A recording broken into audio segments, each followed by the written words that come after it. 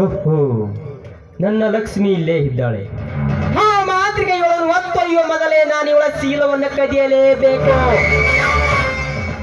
ಲಕ್ಷ್ಮಿ, ನಿಲ್ಲು. ಯಾರವರು? ಯಾರವರು?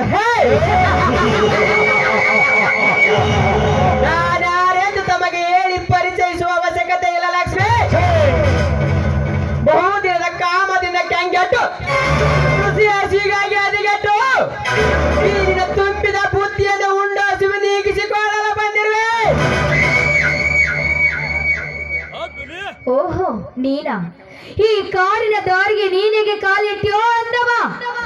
ಈ ಬುದ್ಧಿ ನನ್ನ ಗಂಡನಿಗೆ ಮೀಸಲೆಂದು ನಿನಗೆ ತಿಳಿದಿರಬೇಕು.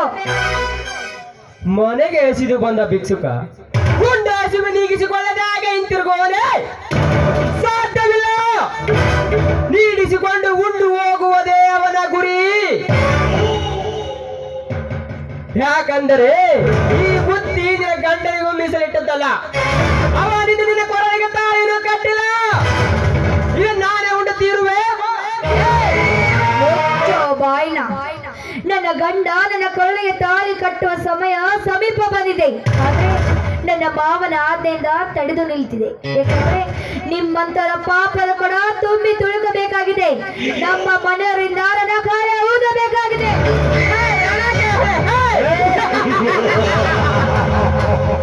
ಅಂತಹ ಯುದ್ಧದ ಪ್ರಾರಂಭದ ಬುದ್ಧಿ ನನ್ನಿಂದ ತಯಾರಾಗುವಾಗ ಅವರೆಲ್ಲಿಂದ ಊದಬೇಕಾದ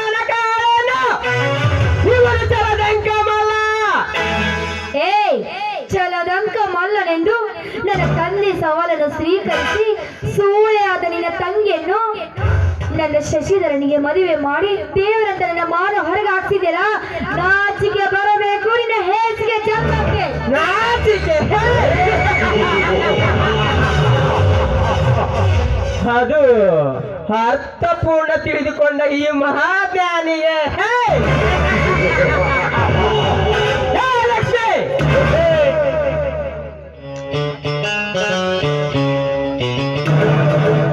ನೀನ ಅಣ್ಣನ ಮನೆ ಸೇರುವ ಮುನ್ನ ನನ್ನ ಕೈ ಸೇರು. ಇಲ್ಲವಾದರೆ ಮಸಣಕ್ಕೇರು ಹೋಗುವೆ ನನ್ನ ಕೈಯಿಂದ.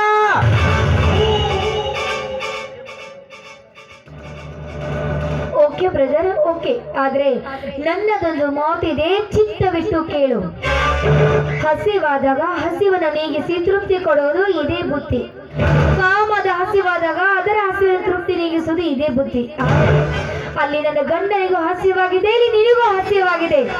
ಮೊದಲು ಹೋಗಿ ನನ್ನ ಗಂಡನಿಗೆ ಇದೇ ತಾಟಲ್ಲಿ ಊಟ ಬಡಿಸಿಕೊಂಡು ಬಂದ ನಂತರ ಇದೇ ತಾಟಲ್ಲಿ ನಿನಗೂ ಕೂಡ ಬಡಿಸುವೆ. ಓಕೆನಾ?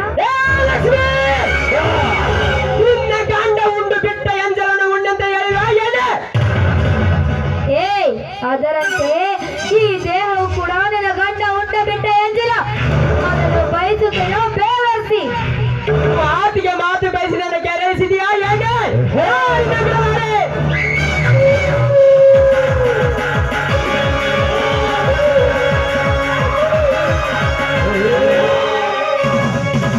ಲೇ ಮನೆ ಮುರುಕ ಮನೋರ, ಮತ್ತೆ ನನ್ನ ಮೊಡದ ಮೇಲೆ ಬಂದೆಯಾ ಮಗನೇ? ಈ ಸಲ ನಿನ್ನ ಪ್ರಾಣ ತೆಗೆದೇ ಬಿಡಲ್ಲ. ಪ್ರಾಣದ ಹಂಗುದರೆ ನಾನು ಇವಳ ಸಂಘವನ್ನ ಬಯಸಿದ್ದೇನೆ. ಅಂದು ನನ್ನ ಕೈ ತಪ್ಪಿಸಿ ನಿನಗೆ ಮೈ ಒಪ್ಪಿಸಿ ನಾಳೆ ಇಲ್ಲದೆ ನಿನ್ನ ಬಳಿ ಬಿದ್ದ ಇವಳಿಗೆ ನಾನೇ ಬಾಳ ಕೊಡಬೇಕೆಂದು ಬಂದಿರುವೆ. ಕಾಣ್ಮರೆಯಾಗಿ ಬಿಡಲಿಲ್ಲ.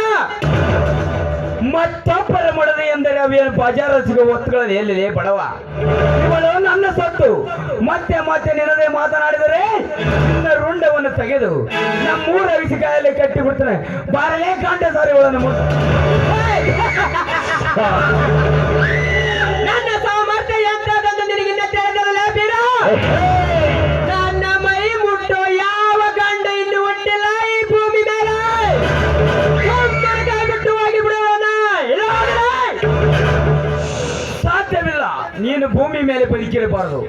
ಯಾಕೆಂದರೆ ನಿನ್ನ ಸೂಳೆಯನ್ನು ನನ್ನ ತಮ್ಮನ ಕೈ ಹಿಡಿಸಿದ್ದೆಲ್ಲ. ಅದಕ್ಕಾಗಿ ನಾನು ಈಗ ಭೀಮನು ದುಶ್ಯಾಸನ ಎದೆ ರಕ್ತ ಕುಡಿದಂತೆ ಇವನ ಎದೆ ರಕ್ತ ಕುಡಿಯಲೇ ಇಲ್ಲ.